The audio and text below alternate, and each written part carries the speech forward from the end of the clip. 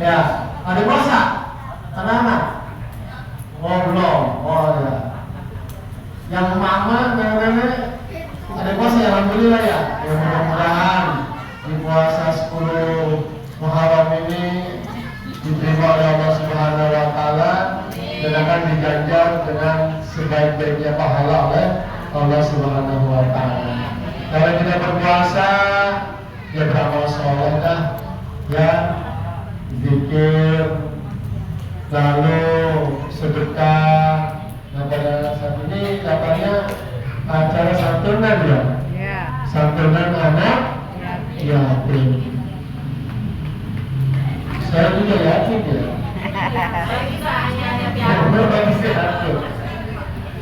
Ya, karena dulu semuanya kalau kita sayang sama anak yatim, kalau kita merawat mereka, kita menjaga mereka, Allah Subhanahu wa Ta'ala akan memberi tempat sebaik-baiknya nanti dekat dengan Nabi Muhammad Sallallahu Alaihi, yang sering mungkin saya sampaikan di majelis taklim.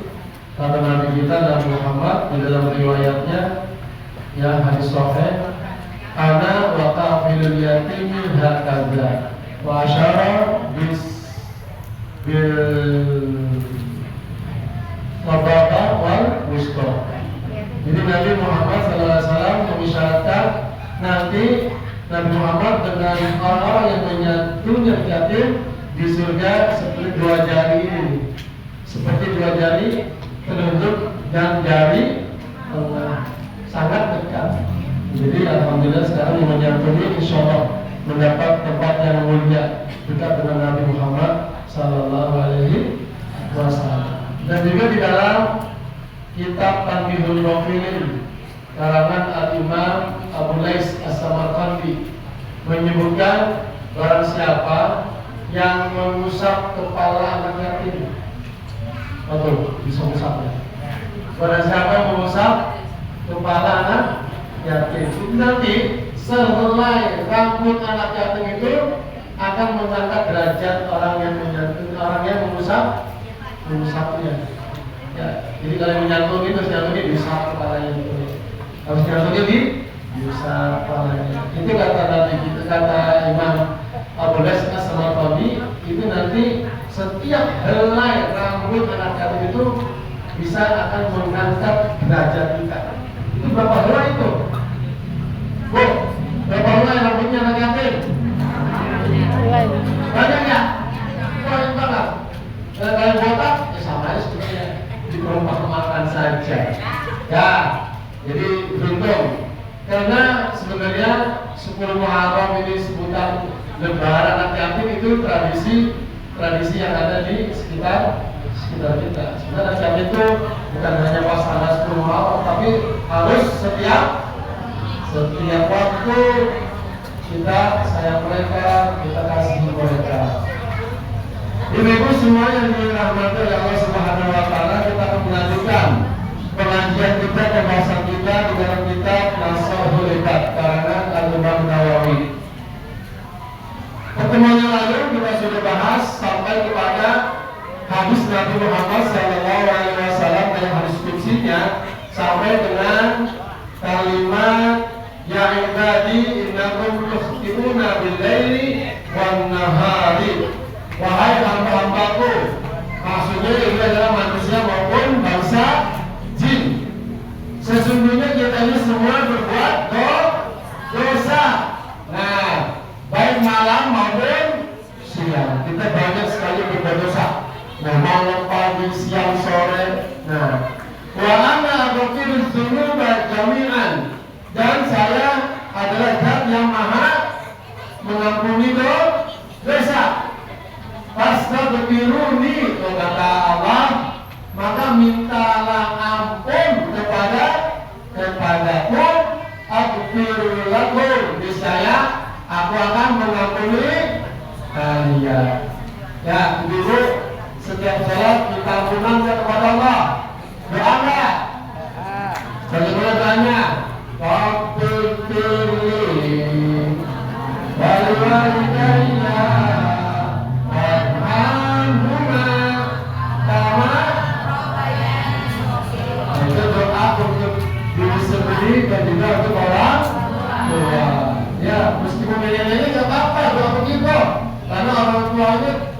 ada. Ya. Selalu begitunya, Rabbi Firi, Walidaya, Walhamdulillah, Allah Rabbayani. Jadi bukan buat anak saya, tapi buat yang sudah tua juga, karena mereka hakikatnya memuji orang tua yang sudah di alam dan maka kita minta ampunan kepada Allah atas dosa-dosa kita.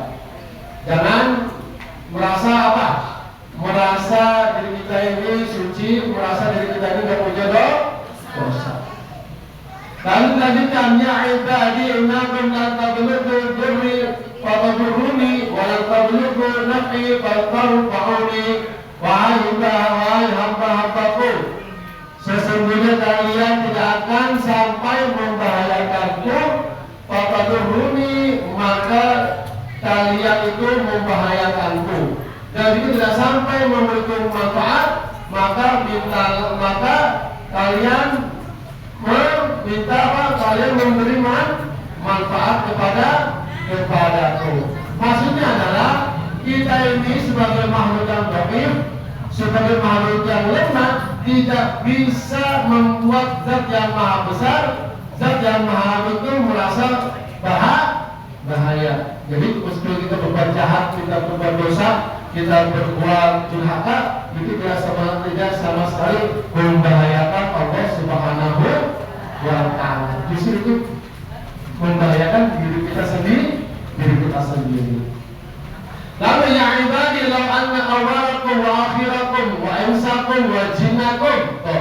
Wahai hamba-hambaku, seandainya dari manusia yang pertama sampai nanti yang terakhir, bangsa manusia, bangsa jin, kamu ala atqa qalbi rajul wahidin, itu semuanya di dunia ini bertakwa kepada Allah Subhanahu wa Ta'ala, mazada dzalika min mulki syai'a, maka ketakwaan kita semua di dunia ini tidak akan menambah kemuliaan zat Allah Subhanahu wa Ta'ala. Artinya apa?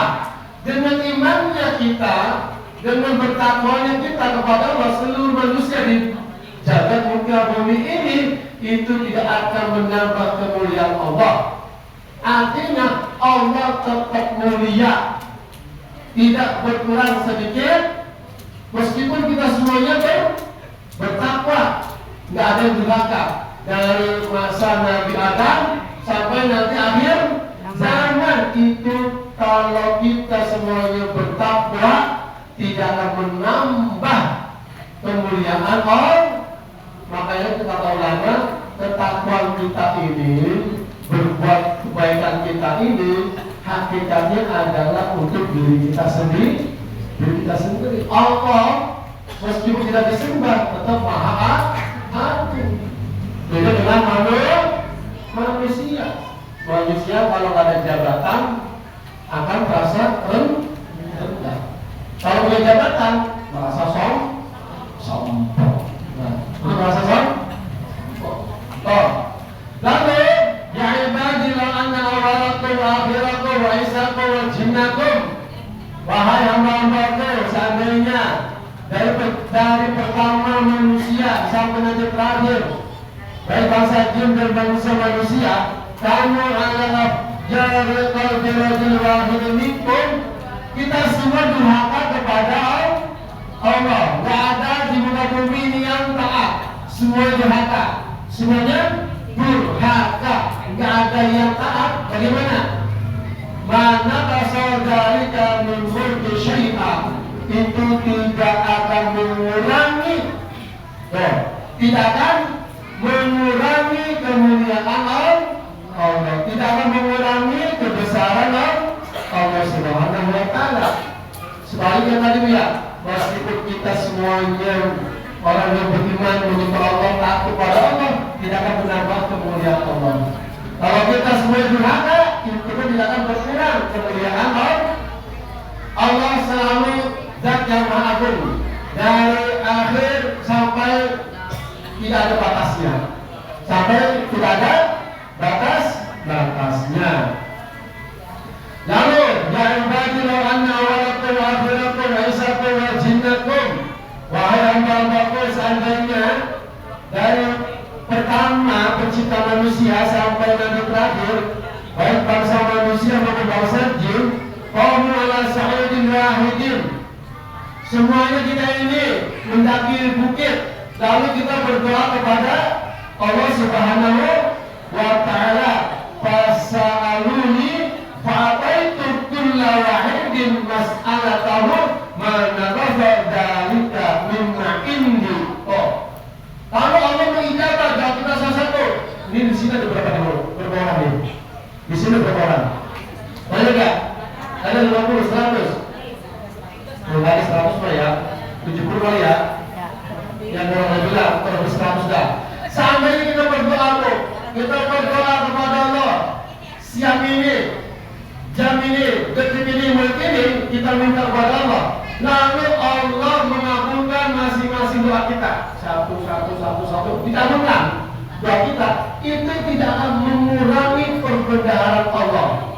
Tidak akan mengurangi perbendaharaan Allah. Jadi akan berkurang. Ya, tidak akan berkurang kebesaran Allah. Kalau manusia kan, kalau dia memberi pasti berkurang, hartanya berkurang.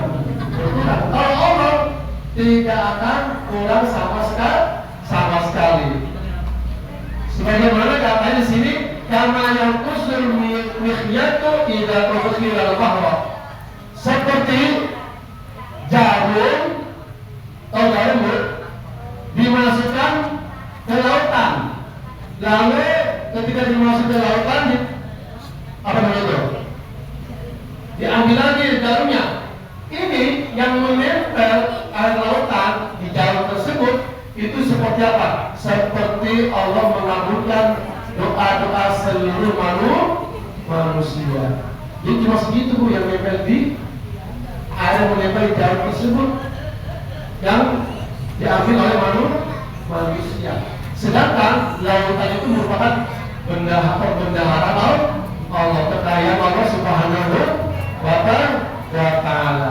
Nah, oleh karena itu makanya kita minta kepada Allah, jangan sedikit-sedikit, juga minta apa aja tuh, minta apa aja. Pernah kita bahas di dalam kitab Jawahirul Uluhiyah, sampai para sahabat itu tuh, sampai para sahabat minta sendal jepit kepada Allah. Itu para sahabat itu minta sendal jepit, ya Allah, sendal jepit tuh, minta sendal jepit kepada Allah. Jadi sekecil apapun kita minta kepada Allah Subhanahu wa Ta'ala. Insya Allah dengan pengaruh kita berarti menunjukkan kita manusia adalah makhluk yang lemah. Allah zat yang maha mulia, yang maha agung, yang maha besar. Ya, mudah-mudahan kita bisa selalu berdoa kepada Allah, minta apa saja kepada Allah Subhanahu wa Ta'ala, minta keberkahan, minta ampunan, minta rahmat, dan juga mudah-mudahan kita bisa diberi kekuatan oleh Allah melaksanakan perintah-perintahnya dan menjauhi segala larangan. Amin ya rabbal. Dan juga kita minta supaya istiqomah di dalam berbuat baik. Amin ya rabbal. Mungkin hari itu bisa saya sampaikan karena ada acara santunan yang akan diberikan kepada anak-anak kita ini. Semoga apa yang diberikan bisa bermanfaat untuk anak-anak kita. Amin ya rabbal. Ada sesi tajam kan? Emaknya ini ngebeli pulsa, bahaya toh. Bahaya. Karena itu uang buat anak yatim, bukan buat emaknya. Ya kalau mau beli beras makan buat dimakan sama anak yatim. Lalu pulsa dimakan dengan anak yatim? Tidak boleh. Harus apa? Memanfaatkan dengan sebaik-baik. Lalu jangan dibeli baju buat diri sendiri, jangan itu buat anaknya. Yatim fungsinya buat beli baju anaknya, beliin buku, beli apa lagi kok? Tas, sepatu itu. Jadi buat sekolah buat anaknya, bukan buat emaknya. Ya kasih anaknya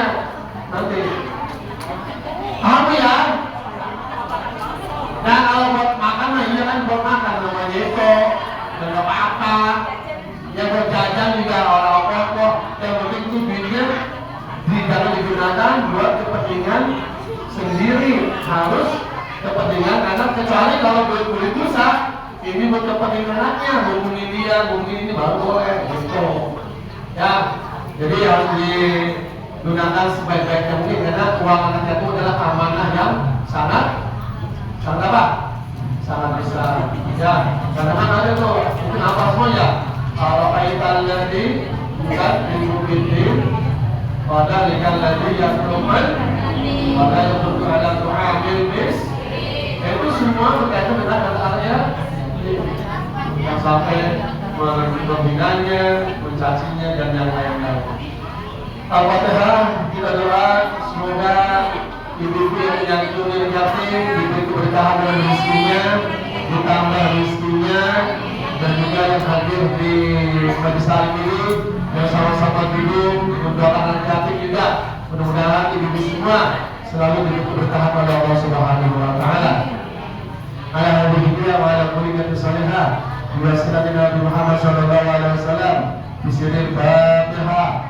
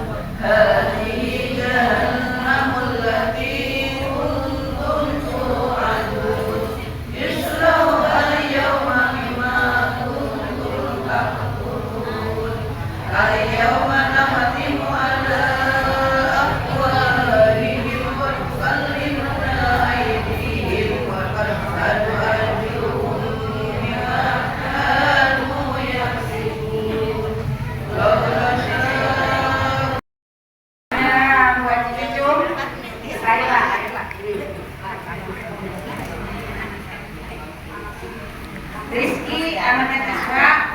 Ayo maju yang disebut namanya. Ayo, yang disebut namanya maju. Mana anaknya? Oh, anaknya. Usap aja palanya. Usap aja nih. Sok.